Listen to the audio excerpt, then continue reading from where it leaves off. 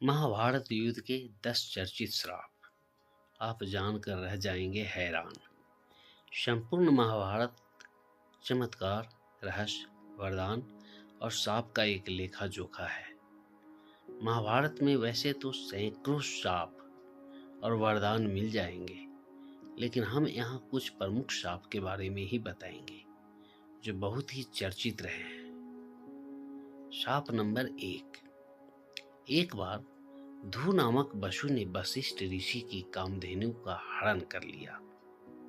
इससे वशिष्ठ ऋषि ने ध्रुव से कहा कि ऐसा काम तो मनुष्य करते हैं, इसलिए तुम आठों वसु मनुष्य हो जाओ। यह सुनकर वसुओं ने घबराकर वशिष्ठ जी की प्रार्थना की, तो उन्होंने कहा कि अन्य वसु तो वर्ष का अंत होने पर मेरे शाप से छुटकारा पा जाएंगे, लेकिन इस ध्रुव को अपने करनी का फल भोगने के लिए एक जन्म तक मनुष्य बनकर पीड़ा भोगना होगा।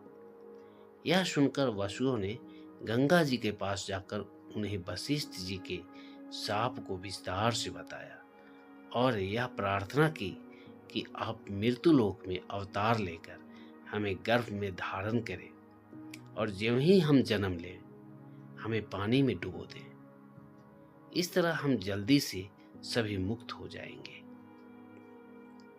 गंगा माता ने स्वीकार कर लिया और वे युक्ति पूर्वक शांतनु राजा की पत्नी बन गई और शांतनु से वचन भी ले लिया। शांतनु से गंगा के गर्भ से पहले जो 7 पुत्र पैदा हुए थे, उन्हें उत्पन्न होते ही गंगा जी ने पानी में डुबो दिया, जिससे 7 वसु तो मुक्त हो गए, लेकिन 8वें में शांतनु ने गंगा को रोककर इसका कारण जानना चाहा।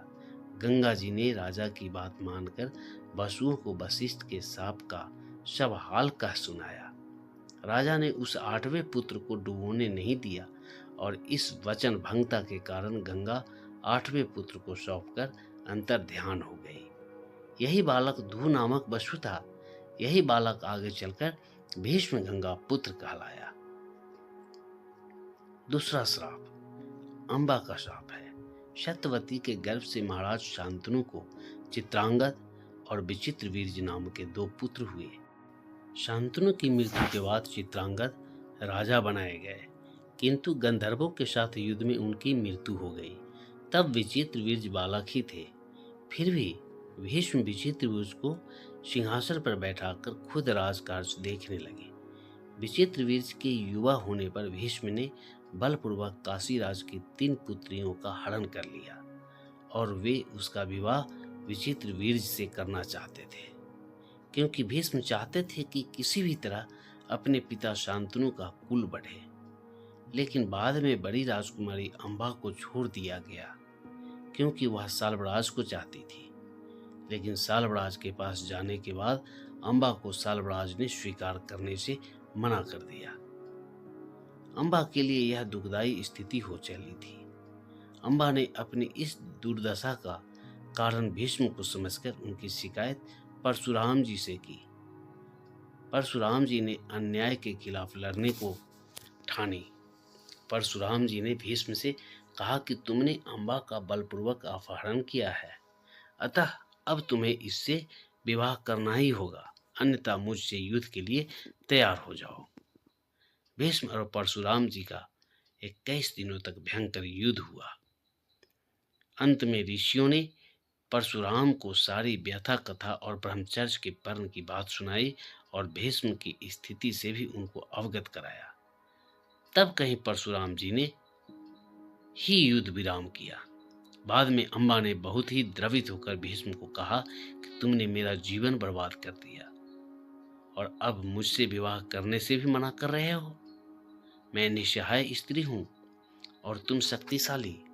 तुमने अपनी शक्ति का दुरुपयोग किया। मैं तुम्हारा कुछ भी नहीं बिगाड़ सकती, लेकिन मैं पुरुष के रूप में दोबारा जन्म लूंगी और तब तुम्हारे अंत का कारण बनूंगी। गौरतलब है कि यही अंबा प्राण त्याग कर शिखंडी के रूप में जन्म लेती है और भीष्म के मृत्यु का कारण बन जाती है। तीसरा श्राप पांडु को दिया ऋषि ने शाप। भीष्म की प्रतिज्ञा के बाद कुरुवंश का इतिहास बदल गया। महाभारत के अनुसार पांडु, अंबालिका और ऋषि वेदव्यास के पुत्र थे। वे पांडवों के धर्मपिता और धृतराष्ट्र के छोटे भाई थे। धृतराष्ट्र के अंधे होने के कारण पांडु को हस्तिनापुर का शासक बनाया गया। एक बार राजा पांडु अपनी दोनों रानियों कुंती और माद्री के साथ आखेट कर रहे थे कि तभी उन्होंने मृग होने के भ्रम में बाण चला दिया, जो एक ऋषि को जाकर लगा। उस समय वह ऋषि अपनी पत्नी के साथ सहवास कर रहे थे और उसी अवस्था में उन्हें बाण लग गया। इसलिए उन्होंने पांडु को श्राप दे दिया कि जिस अवस्था में उनकी मृत्यु हो रही है, उसी प्रकार जब भी पांडु अपने पत्नियों के साथ सहवासरत होंगे तो उनकी भी मृत्यु हो जाएगी। उस समय पांडु की कोई संतान नहीं थी। अब उनके लिए यह संकट की बात हो गई थी। जब उन्होंने यह बात कुंती को बताई तो कुंती ने उन्हें ऋषि दुर्वासा द्वारा उनके मिले वरदान की बात कही। इस वरदान से कुंती किसी भी देवता का आवाहन कर उन्हें बुलाकर उनके साथ नियोग कर सकती थी। विवाह पूर्व उन्होंने सूर्य देव का आवाहन किया था, जिसके चलते कर्ण का जन्म हुआ था, लेकिन कुंती ने लोक लज्जा के कारण उसे नदी में बहा दिया था। खैर, पांडु मान गए। तब कुंती ने एक एक कर कई देवताओं का आवाहन किया। इस प्रकार माद्री ने भी देवताओं का आवाहन किया। तब कुंती को 3 और माद्री को 2 पुत्र प्राप्त हुए, जिनमें युधिष्ठिर सबसे ज्येष्ठ थे। कुंती के अन्य पुत्र थे भीम और अर्जुन तथा माद्री के पुत्र थे नकुल और सहदेव। कुंती ने धर्मराज, वायु एवं इंद्र देवता का आवाहन किया था, तो माद्री ने अश्विनी कुमारों का। एक दिन वर्षा ऋतु का समय था और पांडु और माद्री वन में विहार कर रहे थे। उस समय पांडु अपने काम वेग पर नियंत्रण न रख सके और माद्री के साथ सहवास करने को उतावले हो गए, और तब ऋषि का श्राप महाराज पांडु के मृत्यु के रूप में फलित हुआ। माद्री पांडु की मृत्यु बर्दाश्त नहीं कर सकी और उनके साथ सती हो गई। यह देखकर पुत्रों के पालन पोषण का भार अब कुंती पर आ गया था। उसने अपने मायके जाने के बजाय हस्तिनापुर का रुख किया। हस्तिनापुर में रहने वाले ऋषि मुनि सभी पांडवों को राजा पांडु का पुत्र मानते थे, तो वे सभी मिलकर पांडवों को राजमहल छोड़कर आ गए। कुंती के कहने पर सभी ने पांडवों को पांडु का पुत्र मान लिया और उनका स्वागत किया। राजमहल में कुंती का सामना गंधारी से भी हुआ। कुंती वसुदेव जी की बहन और भगवान श्री कृष्ण की बुआ थी, तो गंधारी गंधार नरेश की पुत्री और राजा धृतराष्ट्र की पत्नी थी। चौथा श्राप कर्ण को मिला था। उस काल में द्रोणाचार्य, परशुराम और वेद व्यास को ही ब्रह्मास्त्र चलाना और किसी के द्वारा ब्रह्मास्त्र का प्रयोग किए जाने पर उसे असफल कर देना याद था। उन्होंने यह विद्या अपने कुछ खास शिष्यों को ही प्रदान की थी। उसमें भी किस तरह ब्रह्मास्त्र को असफल करना, यह कम ही शिष्यों को याद था। जब द्रोणाचार्य ने कर्ण के सूत पुत्र होने को जानकर ब्रह्मास्त्र विद्या सिखाने से इनकार कर दिया, तब वे परशुराम के पास पहुंच गए। परशुराम ने पढ़ लिया था कि वे इस विद्या को किसी ब्राह्मण को ही सिखाएंगे, क्योंकि इस विद्या के दुरुपयोग का खतरा बढ़ गया था। उस काल में तापस, कुशाग्र, विनम्र, ब्रह्मज्ञाता और विद्यावान लोगों को ही ब्राह्मण कहा जाता था। कर्ण यह सीखना चाहता था, तो उसने परशुराम के पास पहुंचकर खुद को ब्राह्मण का पुत्र बताया और उनसे यह विद्या सीख ली। परशुराम ने ब्रह्मास्त्र के अलावा कर्ण को अन्य सभी अस्त्र शस्त्रों की शिक्षा भी दी थी। फिर एक दिन जंगल में कहीं जाते हुए परशुराम जी को थकान महसूस हुई। उन्होंने कर्ण से कहा कि वे थोड़ी देर सोना चाहते हैं। कर्ण ने उनका सिर अपने गोद में रख लिया। परशुराम गहरी नींद में सो गए। तभी कहीं से एक कीड़ा आया और कर्ण की जांघ पर डंक मारने लगा। कर्ण की जांघ पर घाव हो गया, लेकिन परशुराम की नींद खुल जाने के भय से वह चुपचाप बैठा रहा। घाव से खून बहने लगा। बहते खून ने जब परशुराम को छुआ तो उनकी नींद खुल गई। उन्होंने कर्ण से पूछा कि तुमने उस कीड़े को हटाया क्यों नहीं? कर्ण ने कहा कि आपकी नींद टूटने का डर था, इसलिए। परशुराम ने कहा कि किसी ब्राह्मण में इतनी सहनशीलता नहीं हो सकती है। तुम जरूर कोई क्षत्रिय हो, सच सच बताओ। तब कर्ण ने सच बता दिया। क्रोधित परशुराम ने कर्ण को उसी समय शाप दिया कि तुमने मुझसे जो भी विद्या सीखी है वह झूठ बोलकर सीखी है, इसलिए जब भी तुम्हें इस विद्या की सबसे ज्यादा आवश्यकता होगी तभी तुम इसे भूल जाओगे, कोई भी दिव्यास्त्र का उपयोग नहीं कर पाओगे। और महाभारत की लड़ाई में कर्ण के साथ ऐसा ही हुआ। 5वां श्राप अर्जुन को मिला। जब अर्जुन सशरीर इंद्र सभा में गया तो उसके स्वागत में उर्वशी, रंभा आदि अप्सराओं ने नृत्य किए। अर्जुन के रूप सौंदर्य पर मोहित हो उर्वशी उसके निवास स्थान पर गई और विवाह के लिए निवेदन किया। साथ ही इसमें कोई दोष नहीं लगता, इसके पक्ष में अनेक दलीलें भी दी, किंतु अर्जुन ने अपने दृढ़ इंद्रिय संयम का परिचय देते हुए कहा, मेरी दृष्टि में कुंती, माद्री और सची का जो स्थान है वही तुम्हारा भी है। तुम पुरु वंश की जननी होने के कारण आज मेरे लिए परम गुरु स्वरूप हो। हे वरवर्णनी, मैं तुम्हारे चरणों में मस्तक रखकर तुम्हारी शरण में आया हूँ। तुम लौट जाओ।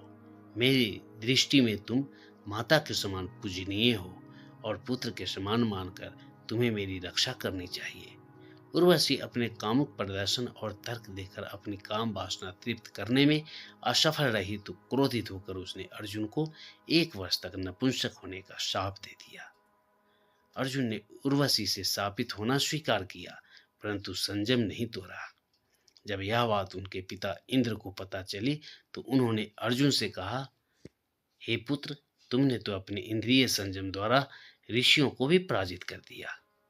तुम जैसे पुत्र को पाकर कुंती वास्तव में श्रेष्ठ पुत्र वाली है। उर्वशी का शाप तुम्हें वरदान रूप सिद्ध होगा। भूतल पर वनवास के 13वें वर्ष में तुम्हें अज्ञातवास करना पड़ेगा। उस समय यह सहायक होगा। उसके बाद तुम अपना पुरुषत्व फिर से प्राप्त कर लोगे। इस शाप के चलते अज्ञातवास के समय अर्जुन ने राजा विराट के महल में नर्तक वेश में रहकर विराट की राजकुमारी को संगीत और नृत्य विद्या सिखाई थी। तत्पश्चात वे शाप मुक्त हो गए थे। 6ठा श्राप श्री कृष्ण वंश के नाश का शाप। धर्म के विरुद्ध आचरण करने के दुष्परिणाम स्वरूप अंत में दुर्योधन आदि मारे गए और कौरव वंश का विनाश हो गया। महाभारत युद्ध के पश्चात संतावना देने के उद्देश्य से भगवान श्री कृष्ण गंधारी के पास गए। गंधारी अपने 100 पुत्रों की मृत्यु के शोक में अत्यंत व्याकुल थी। भगवान श्री कृष्ण को देखते ही गंधारी ने क्रोधित होकर उनके शाप दिया कि तुम्हारे कारण जिस प्रकार से मेरे 100 पुत्रों का नाश हुआ है, उसी प्रकार तुम्हारे वंश का भी आपस में एक दूसरे को मारने के कारण नाश हो जाएगा। भगवान श्री कृष्ण ने माता गंधारी के उस शाप को पूर्ण करने के लिए अपने कुल के यादवों की मति फेर दी। इसका यह मतलब नहीं कि गंधारी ने यदुओं के वंश के नाश को शाप दिया था। उन्होंने तो सिर्फ कृष्ण वंश को शाप दिया था। महाभारत का युद्ध समाप्त हो चुका था। कृष्ण द्वारका में ही रहते थे। पांडव ही युधिष्ठिर को राज्य सौंपकर जंगल चले गए थे। एक दिन अहंकार के वश में आकर कुछ यदुवंशी बालकों ने दुर्वासा ऋषि का अपमान कर दिया। गंधारी के बाद इस पर दुर्वासा ऋषि ने भी शाप दे दिया कि तुम्हारे वंश का नाश हो जाए। उनके शाप के प्रभाव से कृष्ण के सभी यदुवंशी भयभीत हो गए। इस भय के चलते ही एक दिन कृष्ण की आज्ञा से वे सभी एक यदु पर्व का सोमनाथ के पास स्थित प्रभास क्षेत्र में आ गए। पर्व के हर्ष में उन्होंने अति नशीली पदार्थ पी ली और मतवाले होकर एक दूसरे को मारने लगे। इस तरह भगवान श्री कृष्ण को छोड़कर कुछ ही जीवित बचे रह गए। एक कथा के अनुसार संयाग से सांब के पेट से निकले मूसल को जब भगवान श्री कृष्ण की आज्ञा से रगड़ा गया था तो उसके चूर्ण को इसी तीर्थ के तट पर फेंका गया था, जिससे उत्पन्न हुई झाड़ियों को यादवों ने एक दूसरे को मारना शुरू किया था। ऋषियों के शाप से उत्पन्न हुई इन्हीं झाड़ियों ने तीक्ष्ण अस्त्र शस्त्रों का काम किया और सारे प्रमुख यदुवंशियों का यहाँ विनाश हुआ। महाभारत के मौसल पर्व में इस युद्ध का रोमांचकारी विवरण है। सारे यादव प्रमुख इस गृह युद्ध में मारे गए। बचे लोगों ने कृष्ण से कहे अनुसार द्वारिका छोड़ दी और हस्तिनापुर की शरण ली। यादवों और उनके बहुत से गणराज्यों का अंत होते ही कृष्ण की बसाई द्वारिका सागर में डूब गई। भगवान कृष्ण इसी प्रभास क्षेत्र में अपने कुल का नाश देखकर बहुत व्यथित हुए। वे वहीं रहने लगे। उनसे मिलने कभी कभार युधिष्ठिर आते थे। एक दिन वे इसी प्रभास क्षेत्र के वन में एक पीपल के वृक्ष के नीचे योग निद्रा में लेटे थे। तभी जरा नामक एक बहेलिये ने भूलवश उन्हें हिरन समझकर विष युक्त बाण चला दिया, जो उनके पैरों के तलवे में जाके लगा और भगवान श्री कृष्ण ने इसी को बहाना बनाकर देह त्याग दी। महाभारत युद्ध के ठीक 36 वर्ष बाद उन्होंने अपनी देह इस क्षेत्र में त्याग दी थी। महाभारत का युद्ध हुआ था तब वे लगभग 56 वर्ष के थे। उनका जन्म 3212 ईसा पूर्व हुआ था। इस मान से 3020 ईसा पूर्व उन्होंने 92 वर्ष की उम्र में देह त्याग दी थी। अंत में कृष्ण के प्रपौत्र वज्र अथवा वज्रनाभ द्वारिका के यदुवंश के अंतिम शासक थे, जो यदियों की आपसी लड़ाई में जीवित बच गए थे। द्वारिका के समुद्र में डूबने पर अर्जुन द्वारिका गए और वज्र तथा शेष बची यादव महिलाओं को हस्तिनापुर ले गए। कृष्ण के प्रपौत्र वज्र को हस्तिनापुर में मथुरा का राजा घोषित किया। वज्रनाभ के नाव से ही मथुरा क्षेत्र को वज्रमंडल कहा जाता है। 7वां श्राप, अश्वत्थामा को श्री कृष्ण ने दिया शाप। महाभारत के युद्ध में अश्वत्थामा ने ब्रह्मास्त्र छोड़ दिया था, जिसके चलते लाखों लोग मारे गए थे।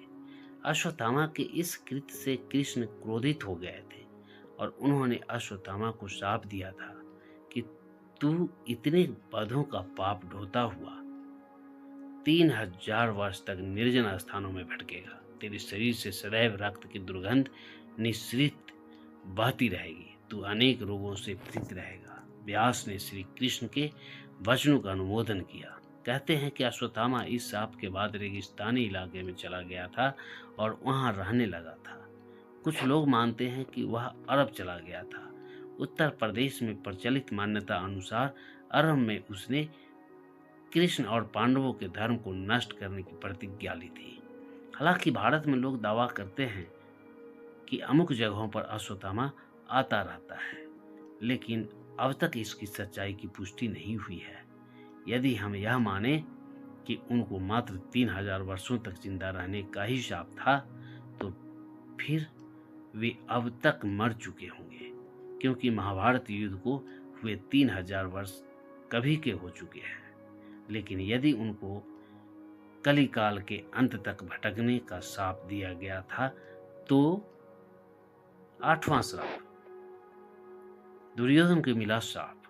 एक बार वेद व्यास ने धृतराष्ट्र से मिलकर कहा कि महर्षि मैत्रेय यहाँ आ रहे हैं। वे पांडवों से मिलकर अब आप लोगों से मिलना चाहते हैं। वे तुम्हारे पुत्र को पांडवों से मेल मिलाप का उपदेश देंगे। इस बात की सूचना मैं देता हूँ कि वे जो कुछ भी कहें बिना तर्क वितर्क के मान लेना। मैं ऐसा इसलिए कह रहा हूँ कि मैत्रेय की आज्ञा का उल्लंघन हुआ तो वे क्रोध में आकर शाप भी दे सकते हैं। इसलिए शांतिपूर्वक उनकी बातें सुन लेना। अमल करना या नहीं करना यह तुम्हारे ऊपर निर्भर है। इतना कहकर वेद व्यास जी चले गए। धृतराष्ट्र महर्षि मैत्रेय के आते ही अपने पुत्रों सहित उनकी सेवा और सत्कार करने लगे। विश्राम के बाद धृतराष्ट्र ने बड़ी विनय के साथ पूछा, भगवान, आपकी यहाँ तक की यात्रा कैसी रही? 5 पांडव कुशल पूर्वक तो है ना? तब मैत्रेय जी ने कहा कि राजन, तीर्थ यात्रा करते हुए वहाँ संजोगवश काम्यक वन में युधिष्ठिर से मेरी भेंट हो गई। वे आजकल तपोवन में रहते हैं। उनके दर्शन के लिए वहाँ बहुत से ऋषि मुनि आते हैं। मैंने वहीं यह सुना कि तुम्हारे पुत्रों ने पांडवों को जुए में धोखे से हराकर वन भेज दिया। वहां से मैं तुम्हारे पास आया हूँ। उन्होंने धृतराष्ट्र से इतना कहकर पीछे मुड़ते हुए दुर्योधन से कहा, तुम जानते हो पांडव कितने वीर और शक्तिशाली हैं। तुम्हें उनकी शक्ति का अंदाजा नहीं है। शायद इसलिए तुम ऐसी बात कर रहे हो। इसलिए तुम्हें उनके साथ मेल कर लेना चाहिए। मेरी बात मान लो। गुस्से में ऐसा अनर्थ मत करो। महर्षि मैत्रेय की बात सुनकर दुर्योधन को क्रोध आ गया और वह व्यंग पूर्ण मुस्कुराते हुए पैर से जमीन कुरेदने लगा। और हद तो तब हो गई जब उसने अपनी जांघ पर हाथ से ताल ठोक दी। दुर्योधन की यह उदंडता देखकर महर्षि को क्रोध आया। तब उन्होंने दुर्योधन को शाप दिया, तू मेरा तिरस्कार करता है, मेरी बात शांतिपूर्वक सुन नहीं सकता। जाओ दंडी, जिस जंगा पर तू ताल ठोक रहा है उस जंगा को भीम अपनी गदा से तोड़ देगा। बाद में कौरव और पांडवों का घोर युद्ध हुआ और भीम ने दुर्योधन की जंगा पर वार कर अंत में उसकी जंगा उखाड़ फेंकी। 9वां श्राप। द्रौपदी ने घटोत्कच को दिया था शाप। जब घटोत्कच पहली बार अपने पिता भीम के राज्य में आया तो अपनी माँ हिडिंबा की आज्ञा के अनुसार उसने द्रौपदी को कोई सम्मान नहीं दिया। द्रौपदी को अपमान महसूस हुआ और उसे बहुत गुस्सा आया। वह उस पर चिल्लाई कि वह एक विशिष्ट स्त्री है, वह युधिष्ठिर की रानी है, वह ब्राह्मण राजा की पुत्री है तथा उसकी प्रतिष्ठा पांडवों से कहीं अधिक है। और उसने अपनी दुष्ट राक्षसी माँ के कहने पर बड़ों, ऋषियों और राजाओं से भरी सभा में उसका अपमान किया है। जा दुष्ट, तेरा जीवन बहुत छोटा होगा और तू बिना किसी लड़ाई के मारा जाएगा। 10वां श्राप राजा परीक्षित को मिला था। एक बार राजा परीक्षित आखेट हेतु वन में गए। वन्य पशुओं के पीछे दौड़ने के कारण वे प्यास से व्याकुल हो गए तथा जलाशय की खोज में इधर उधर घूमते घूमते वे समीक ऋषि के आश्रम में पहुंच गए। वहां पर समीक ऋषि नेत्र बंद किए हुए ब्रह्म ध्यान में लीन बैठे थे। राजा परीक्षित ने उनसे जल मांगा, किंतु ध्यान मग्न होने के कारण समीक ऋषि ने कुछ भी उत्तर नहीं दिया। सिर पर स्वर्ण मुकुट पर निवास करते हुए कलयुग के प्रभाव से राजा परीक्षित को प्रतीत हुआ कि यह ऋषि ध्यानस्थ होने का ढोंग कर मेरा अपमान कर रहा है। उन्हें ऋषि पर बहुत क्रोध आया। उन्होंने अपने अपमान का बदला लेने के उद्देश्य से पास ही पड़े हुए एक मृत सर्प को अपने धनुष के नोक से उठाकर ऋषि के गले में डाल दिया और अपने नगर वापस आ गए। समीक ऋषि जब ध्यान साधना से जागृत हुए तो उन्होंने अपने गले में पड़े मृत सर्प को देखा। उन्हें ज्ञात ही नहीं हो पाया था कि उनके साथ राजा ने क्या किया है। इस दौरान समीक ऋषि के पुत्र श्रृंगी ऋषि आ गए और जब उन्होंने जाना कि उनके पिता के राजा ने अपमान किया है तो वे बहुत क्रोधित हुए। उन्होंने सोचा कि यदि यह राजा जीवित रहेगा तो इसी प्रकार ऋषियों का अपमान करता रहेगा। इस प्रकार विचार करके उस ऋषि कुमार ने तुरंत ही कमंडल से अपनी अंजलि में जल लेकर तथा उसे मंत्रों से अभिमंत्रित करके राजा परीक्षित को यह शाप दे दिया कि जा, तुझे आज से 7वें दिन तक सर्प डसेगा। समीक ऋषि कुछ समझ पाते इससे पहले तो श्रृंगी ऋषि ने शाप दे डाला। समीक ऋषि ने अपने पुत्र से कहा कि तूने यह अच्छा नहीं किया। वह राजा तो प्रजा का रक्षक है, उसने इतना बड़ा अपराध भी नहीं किया था कि उसे इतना बड़ा शाप दिया जाए। समीक को बहुत पश्चाताप हुआ। उल्लेखनीय है कि द्रोण पुत्र अश्वत्थामा के ब्रह्मास्त्र प्रहार से उत्तरा ने मृत शिशु को जन्म दिया था, किंतु भगवान श्री कृष्ण ने अभिमन्यु उत्तरा पुत्र को ब्रह्मास्त्र के प्रयोग के बाद भी फिर से जीवित कर दिया था। यही बालक आगे चलकर राजा परीक्षित नाम से प्रसिद्ध हुआ। परीक्षित के प्रतापी पुत्र हुए जन्मजय। जन्मजय को जब यह पता चला कि मेरे पिता की मृत्यु सर्पदंश से हुई तो उन्होंने विश्व के सभी सर्पों को मारने के लिए नागदाह यज्ञ करवाए थे। उन यज्ञों में नागों को पटक दिया जाता था। एक विशिष्ट मंत्र द्वारा नाग स्वयं यज्ञ के पास पहुंच जाते थे। देश भर में नागदाह नामक स्थान मिल जाएंगे।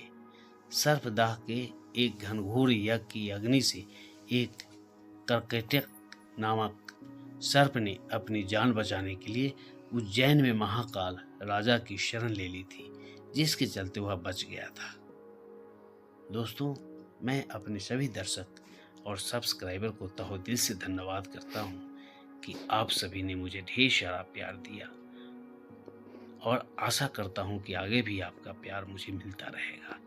दोस्तों, अगर हमारी वीडियो की कहानी आप सभी को अच्छा लगता है तो please case story video channel को सब्सक्राइब, लाइक ज़रूर करें, वीडियो शेयर भी करें, और हाँ, आप हमें अपना बेस्ट सुझाव कमेंट के द्वारा जरूर दें। प्रिय दोस्तों, मुझे आपकी मदद की ज़रूरत है, इसलिए प्लीज़ आप मेरे चैनल को सब्सक्राइब करके अपना अनमोल प्यार दें। धन्यवाद।